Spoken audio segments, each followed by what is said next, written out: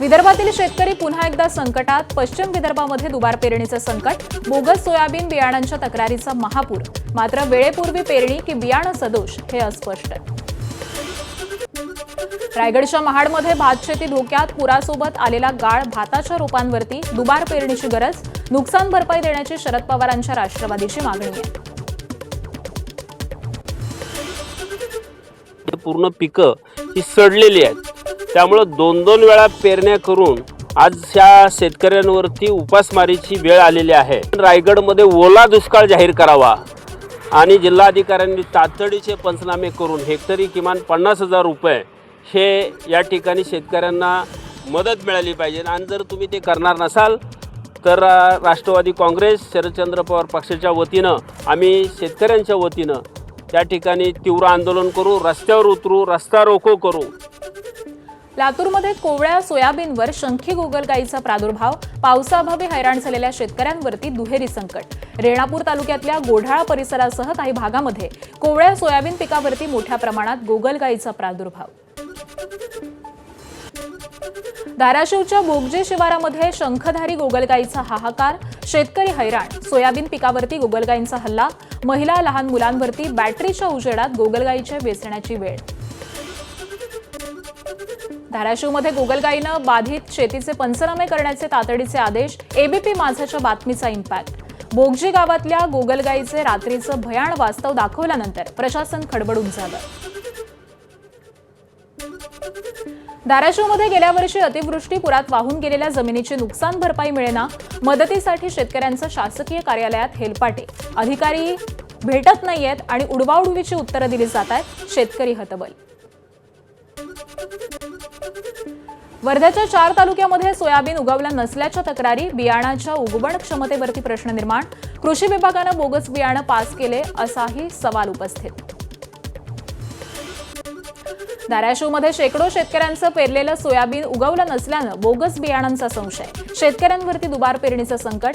दोषी कंपनीवरती गुन्हे दाखल करण्याची मागणी. कृषी विभागाकडून पंचनामे सुरू. पिंपरी चिंचवडच्या मोशी दुर्घटनेप्रकरणी एका व्यक्तीचा मृतदेह बाहेर काढण्यात यश. आतापर्यंत 14 जण सुखरूप बाहेर तर 2 जणांचे मृतदेह सापडले. अजूनही 7 जण ढिगाऱ्याखाली आहेत. पिंपरी चिंचवडमधील मोशी इमारत दुर्घटनेनंतर घटनास्थळी नातेवाईकांचा आक्रोश. अडकलेल्यांच्या नातेवाईकांचं आंदोलन. पोलिसांसोबतही वादावादी.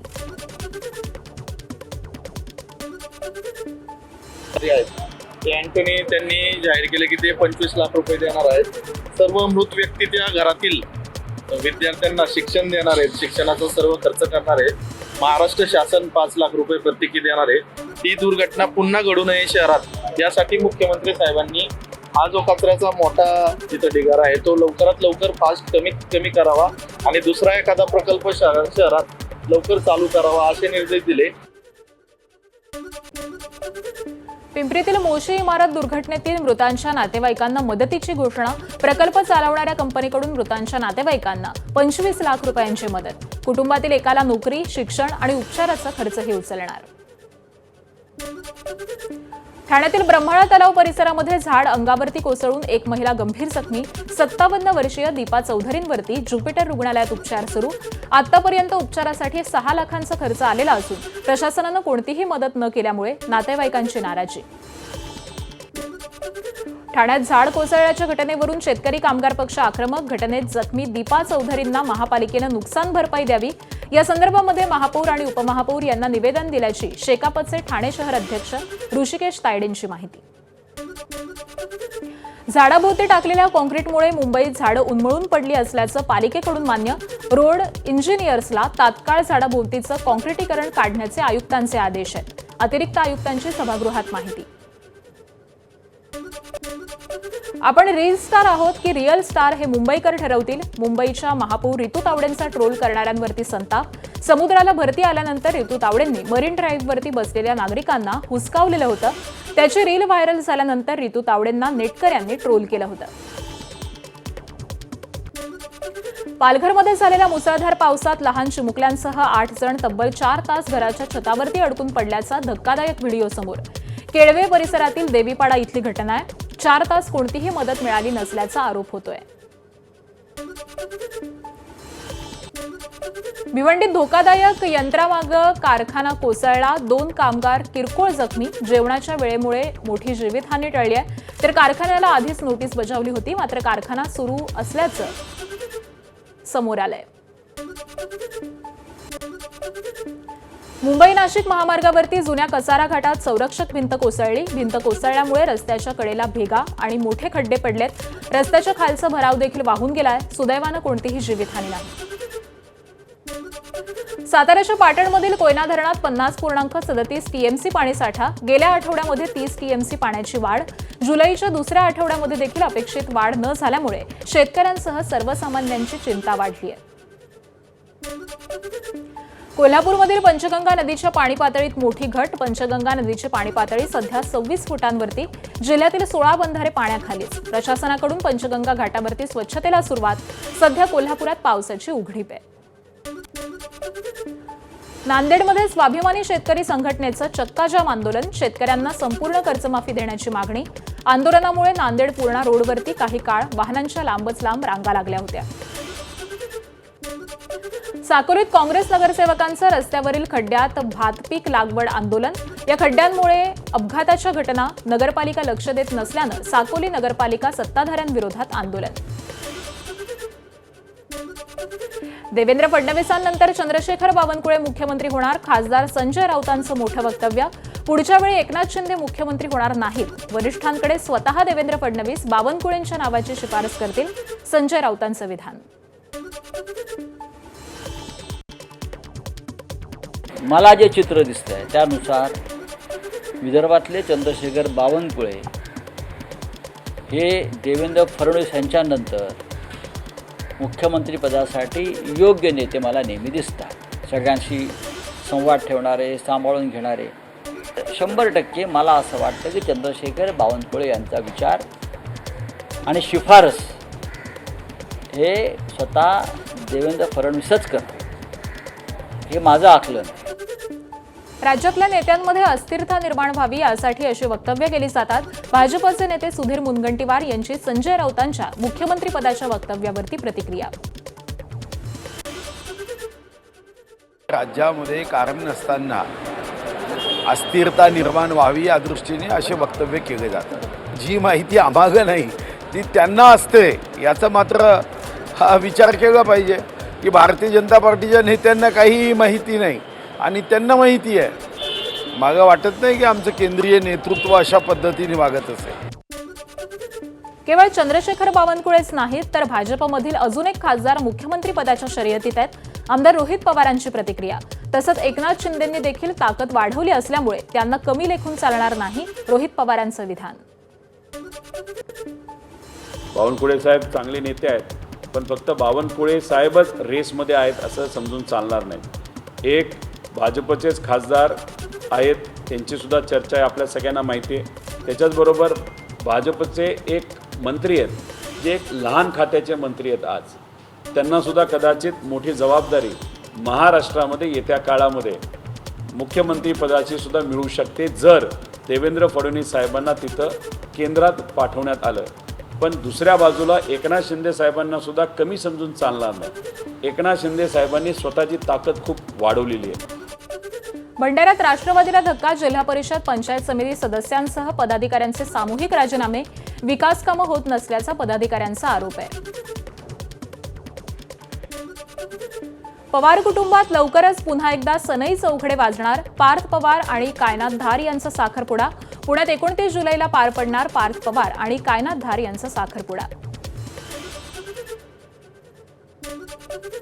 राम मंदिरातील कथित गैरव्यवहार प्रकरणी सांगलीत काँग्रेसचं सत्याग्रह आंदोलन. सांगली ते मिरज रोडवरील रेल्वे पुलाजवळच्या हनुमान मंदिर परिसरामध्ये रघुपती राघव राजाराम सत्याग्रह आंदोलन. दोषींवरती कठोर कारवाईची मागणी. परभणीच्या गंगाखेडमध्ये धनगर समाजाचं आंदोलन. धनगर समाजाच्या महेश बिडगरला झालेल्या मारहाणीच्या निषेधार्थ हे आंदोलन. मारहाणीच्या घटनेमुळे गंगाखेडचे आमदार रत्नाकर गुट्टे यांचा हात असल्याचा आरोप होतोय. कोल्हापूरच्या कागलमध्ये लव्ह जिहादचा आरोप. अमन नावाच्या तरुणानं मुलीला लग्नाचं आमिष दाखवून पळवून नेल्याचा आरोप. कथित लव्ह जिहाद प्रकरणावरून कागल तालुक्यामध्ये वातावरण तापलं. कागल लव्ह जिहाद प्रकरणी मंत्री हसन मुश्रीफ यांनी पोलिसांना सूचना देताच तातडीनं कारवाई. संबंधित मुलीचा शोध घेत पोलिसांनी मुलीला पालकांच्या ताब्यात दिलंय, तर मुलावर कठोर कारवाई करण्याची ग्रामस्थांची मागणी.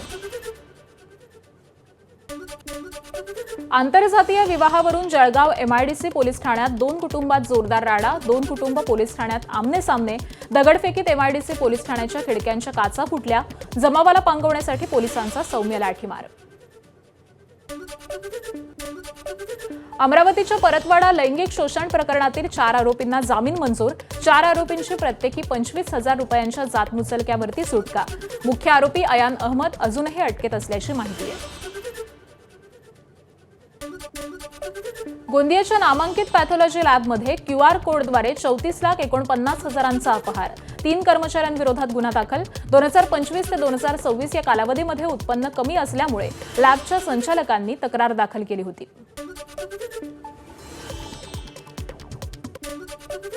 मुंबईतील अंधेरी पश्चिमेत मोठ्या प्रमाणात कचऱ्याचा साठा. परिसराचं अनधिकृत डम्पिंग ग्राउंडमध्ये रूपांतर झाल्याचा आरोप. दुर्गंधी आणि अस्वच्छतेमुळे नागरिकांच्या आरोग्याचा प्रश्न ऐरणीवर. ठाकरेंच्या शिवसेनेच्या संजय कदम यांच्याकडून परिसराची पाहणी. मुंबईच्या अंधेरी पूर्वेतील अनधिकृत फेरीवाल्यांवरती एमआयडीसी पोलीस आणि महापालिकेची मोठी कारवाई. महाकाली केव्ज रोड आणि अंधेरी रोड परिसरामध्ये वाहतूक कोंडी होत असल्याच्या तक्रारीमुळे कारवाई झाली आहे. आषाढी यात्रेच्या पार्श्वभूमीवर पंढरपूर शहरातील 96 धोकादायक इमारतींना नोटीस. भाविकांना धोकादायक इमारतीत वास्तव्य न करण्याचे प्रशासनाचं आवाहन. नगरपालिका प्रशासनाकडून अतिधोकादायक इमारती पाडण्यास सुरुवात झाली आहे.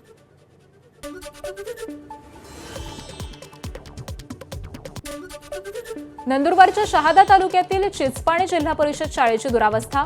विद्यार्थ्यांवरती आधी झाडाखाली तर नंतर अर्धवट वर्गखोल्यांमध्ये शिक्षण घेण्याची वेळ. ना खिडक्या ना दरवाजे. अर्धवट बांधकामात भरते जिल्हा परिषद शाळा. रायगडच्या गोरेगाव भागातील विद्युत वितरण कंपनीच्या कारभारावरती स्थानिकांची नाराजी. परिसरामध्ये तासनतास विद्युत पुरवठा खंडित होत असून कार्यालयात फोन केला असता कर्मचारी उडवाउडवीची उत्तरं देत असतात, नागरिकांचा आरोप आहे. गँगस्टर शहजाद भट्टीच्या गँगशी संपर्क असल्यावरून वर्ध्यातील एका संशयित व्यक्तीला ताब्यात घेतलं. महाराष्ट्र दहशतवाद विरोधी पथकाची कारवाई. पाकिस्तानातील गँगस्टर शहजाद भट्टी याच्या गँगशी सोशल मीडियाच्या माध्यमातून संपर्कात असल्याचा संशय आहे.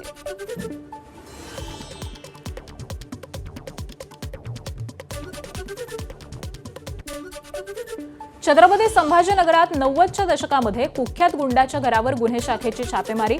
बंगल्यातून 5.5 कोटींची रोकड, 3 एअरगन, सोने चांदीचे दागिने आणि महत्त्वाची कागदपत्रे जप्त. नाशिकमधील बहुचर्चित असलेल्या बनावट शालार्थ आयडी प्रकरणातील संशयित आरोपी प्रशांत वाडिले याला धुळ्यातून अटक. शालार्थ आयडी घोटाळ्यातील अधिकची माहिती आता समोर येणार. जळगावच्या चोपडा शहरात भेसळयुक्त दुधाची विक्री. डेअरीमधून आणलेलं दूध तापवल्यानंतर रबरासारखं आणि घट्ट झाल्याचा प्रकार. व्हिडिओ सोशल मीडियावर व्हायरल. महाबळेश्वरमध्ये दारूच्या नशेत घरात डोकावल्याच्या संशयावरून भोसे इथं पर्यटकाची चिखलात तुडवून हत्या. 4घांना अटक. मित्रांबरोबर पाचगणी परिसरात फिरण्यासाठी हा तरुण आलेला होता. शेजारील घरात डोकावल्यामुळे संबंधित मुलीच्या वडिलांनी साथीदारांनी तरुणांना मारहाण केली आहे. बीडच्या आचार्य टाकळी या गावामध्ये विद्युत पुरवठ्यावरून तक्रार दिल्याचा राग मनात धरून मारहाण. वडील आणि मुलाला गावातीलच काही लोकांकडून मारहाण. व्हिडिओ सोशल मीडियावरती व्हायरल होतोय. संस्था चालकाकडून शिक्षकाला अश्लील शिवीगाळ करत धमकावल्याचा प्रयत्न. हिंगोलीच्या पळशी इथल्या रुक्मिणी महाविद्यालयातील प्रकार आहे. शिक्षक पदोन्नतीसाठी अर्ज करत असल्यानं शिवीगाळ करत मारहाण केली. कोल्हापुरात गारगोटी रोडवरच्या शेळेवाडी इथं चालकाचा ताबा सुटल्यामुळे कार थेट ओढ्यामध्ये कोसळली. सुदैवानं जीवितहानी नाही. पालकमंत्री प्रकाश आंबेडकरांकडून मदतीच्या सूचना.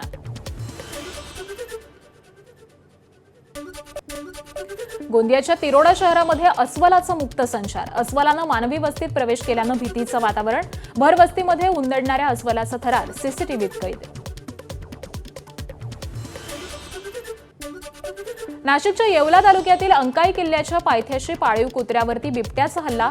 शिवाजी गरुड या शेतकऱ्याच्या बंगल्यातील पाळीव कुत्र्यावरती बिबट्याचा हल्ला. अंकाई किल्ल्यावरती पर्यटकांची नेहमी गर्दी असल्यामुळे भीतीचं वातावरण आहे. वाशिम जिल्ह्यातील शेत शिवारांमध्ये जनावरांचा उच्छाद. नीलगाय, हरिण आणि रानडुकरांकडून नुकत्याच पेरणी केलेल्या पिकांचं नुकसान. जनावरांचा बंदोबस्त करण्याची शेतकऱ्यांची मागणी. मध्य हार्बर मार्गावरती उद्या mega block. Chhatrapati Shivaji Maharaj terminals ते विद्याविहार अप आणि डाऊन धीम्या मार्गावरती मेगा ब्लॉक घेण्यात येणार. हार्बर मार्गावरती सीएसएमटी ते चुनाभट्टी वांद्रे मार्गावरती मेगा ब्लॉक घेण्यात येणार. अहिल्यानगरच्या नेवासा इथल्या ग्रंथराज ज्ञानेश्वरी पालखी सोहळा इमामपूर इथल्या ज्ञानेश्वरी घाट चढून नगरकडे रवाना. संत ज्ञानेश्वर महाराजांनी नेवासा इथल्या पैसखांब मंदिरामध्ये लिहिली होती ज्ञानेश्वरी. वारकऱ्यांच्या आग्रहाखातर इमामपूरच्या घाटाचे आज ज्ञानेश्वरी घाट असं नामकरण. आषाढीपूर्वी पंढरपूर आगाराला 5 नव्या कोऱ्या बस. वारकऱ्यांसाठी राजमाता जिजाऊ बसेसचं लोकार्पण. आमदार समाधान अवताडे यांच्या हस्ते उद्घाटन. यात्रेपूर्वी आणखी नवीन बसेस मिळणार असल्याचा अवताडेंना विश्वास आहे. संत ज्ञानेश्वर महाराज आणि संत तुकाराम महाराजांच्या पालख्या पुण्यातून पुढे मार्गस्थ. संत ज्ञानेश्वर महाराजांची पालखी दिवेघाट मार्गे सासवडला मुक्कामी पोहोचणार, तर संत तुकाराम महाराजांची पालखी सोलापूर रस्त्यावरून लोणी काळभोरला मुक्कामी असेल. आदिशक्ती संत मुक्ताईच्या पालखीचं बीडमध्ये आगमन. 750 किलोमीटरचा प्रवास करत येणारी मानाची दिंडी म्हणून ओळख. शहरातील माळीवेस हनुमान मंदिरामध्ये आज पालखीचा मुक्काम असणार.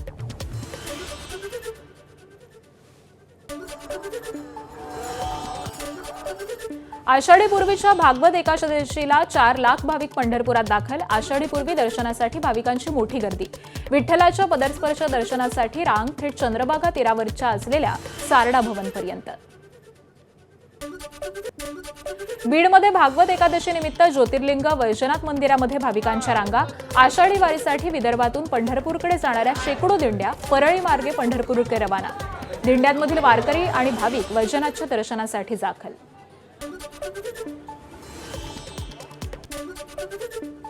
हिमाचलच्या नाहनमध्ये 2 दिवसांपासून मुसळधार पाऊस. जीर्ण धरण कोसळून 3 घरं प्रभावित. नागरिकांची सुटका. मार्कंडेय नदीला पूर आलाय, तर अनेक ठिकाणी भूस्खलन झालंय. शिमलाच्या संजवलीजवळ बोथवेल परिसरामध्ये मोठं भूस्खलन. अनेक घरं धोक्यात. परिसर रिकामा करण्याचे आदेश. सुदैवानं कोणतीही जीवितहानी नाही.